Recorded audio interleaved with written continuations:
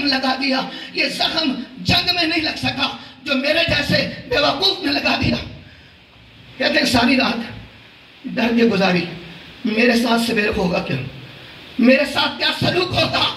صبح فجر کے وقت میرے خانے کو ہلایا گیا.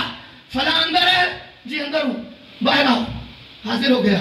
نبی پاک نے بلایا, تڑپا. کہتا ہے کہ میں لرز کے رہ گیا, اب میری خیر نہیں, میں نے اتنا بڑا جرم کیا ہے, مجھے سزا ملنی چاہیے. بڑھ گئے رسالت مآب میں. حاضر ہوا.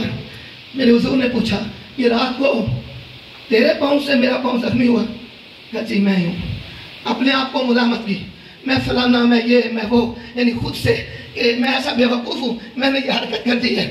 میرے حضور نے فرمایا اچھا بات یہ ہے کہ غزوہ حنین میں جو غنیمت ملی ہے اس غنیمت میں 80 بکریاں میرے حصے میں آئی ہیں. آج کی رات کا تجھے تحفہ یہی عطا کرتا ہے. میرے نبی پاک نے کہا یہ 80 بکریاں جو میرے حصے کی ہیں وہ آپ لے جاؤ. وہ اس لیے کہ جو تو رات کو ڈرتا رہے نا, تو جو تجھے تکلیف پہنچی ہے نا, اس تکلیف پر میرا نبی تجھے تحفہ دیتا ہے. تو جو ڈر کے رات کو رہا کہ میرے ساتھ صبح کیا سلوک ہونا ہے, یہ جو تجھے تکلیف پہنچی ہے نا, میں محمد تیری اس تکلیف پر یہ مرہم لگاتا ہوں, اور یہ بکریاں میری طرف سے تحفہ لے جا, کیونکہ میں سفر میں ہوں, ابھی میرے پاس نقد یہی ہے, اور یہ لے جاؤ. میرے مصطفیٰ نے اس طرح لوگوں کو مسلمان کیا, اس طرح لوگوں میں بانٹا ہے. اور اس سارا علاقہ یہ ملا خوشامد نہیں کرتا, یہ ایک دن نہیں ہے. میرے آپ کے ساتھ 20 سال ہیں, تمہاری 2 نسلیں میرے ہاتھ میں جوان ہو رہی ہیں. آپ جانتے ہو اس ملا کے اندر اگر کوئی خامی ہے تو وہ یہی ہے کہ کسی بندے کی بھی ہم کیا کریں, ہم بکے ہوئے لوگ ہیں, اور ہم سے ناراض نہ ہو, ہم لوگ بکے ہوئے ہیں. ہم نے نبی پاک کے ہاتھوں اپنی جان بیچ دی ہے, اپنا سب کچھ بیچ دیا ہے.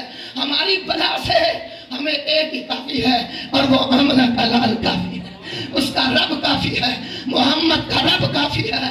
اور اس لیے یارو ملک اورنگزیب صاحب ایسی ہستی ہیں, ایسے شخصیت ہیں, ایسا کردار ہے.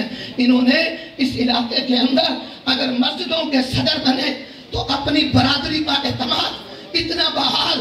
انہوں نے کہا حیات آپ کی ذمہ داری, کمیٹی والوں نے کہا حیات آپ چیئرمین ہیں اس بات کے کہ اس علاقے میں جتنی ویلفیئر ہوگی, جتنے میلاد نکلیں گے, جتنے جلوس نکلیں گے, آپ ان کے سربراہ ہیں. اور لوگوں ہم تو اپنے گھر میں اپنی بیوی سے نہیں منوا سکتے, پورے علاقے سے منوانا یہ ملک اورنگزیب صاحب کا آپ ہی کا جو ہے وہ خاصہ ہے. اس لیے انہیں خراج تحسین پیش کرتے, ان کی بارگاہ میں اللہ سے فریاد کرتے ہیں.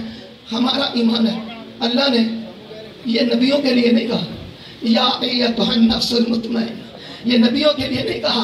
نبیوں کا خطاب ہو رہا ہے یا ایھا النبی یا ایھا المزمل یا ایھا المدثر. یہ نبیوں کے غلاموں کا خطاب ہے کہ اللہ فرشتے بھیج کے کہتا ہے ان بندوں کو لے کر آؤ نا, میں ان کا ملاقات کر کے انہیں عزت دینا چاہتا ہوں. اور ملک اورنگزیب صاحب انہی لوگوں میں ہو سکتے ہیں. ہمارا گمان ہے, ہمارا اللہ کے حضور میں یہ یقین ہے کہ انہیں یہ شرف ملا ہوگا. اور میں التماس کرتا ہوں آپ احباب سے بھی, اگر کوئی بندہ ملک اورنگزیب صاحب سے حسد تو رکھ سکتا ہے, اس کا کوئی علاج نہیں ہے, حسد کا کوئی علاج نہیں ہے.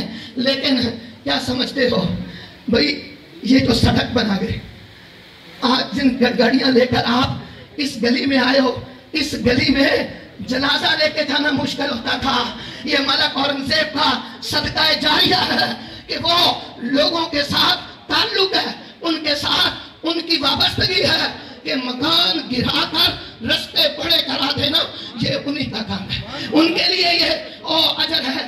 میں آپ ایک پلی بنا دیں تو کہتے ہیں صدقہ جاری ہے, اور اگر اللہ کے گھر تک سڑک بنا دی جائے تو یہ کوئی چھوٹی بات ہے.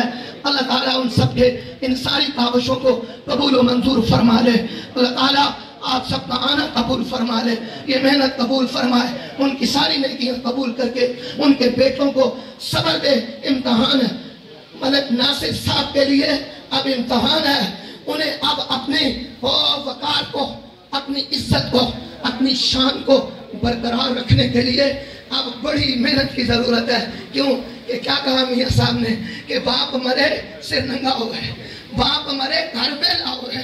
اب گھر کو بھرنا جو ہے وہ ناصر صاحب کا کام ہے, یاسر صاحب کا کام ہے. ان کو محنت کرنی پڑے گی. اللہ انہیں غریق رحمت فرما دے. وما علینا الا البلاغ.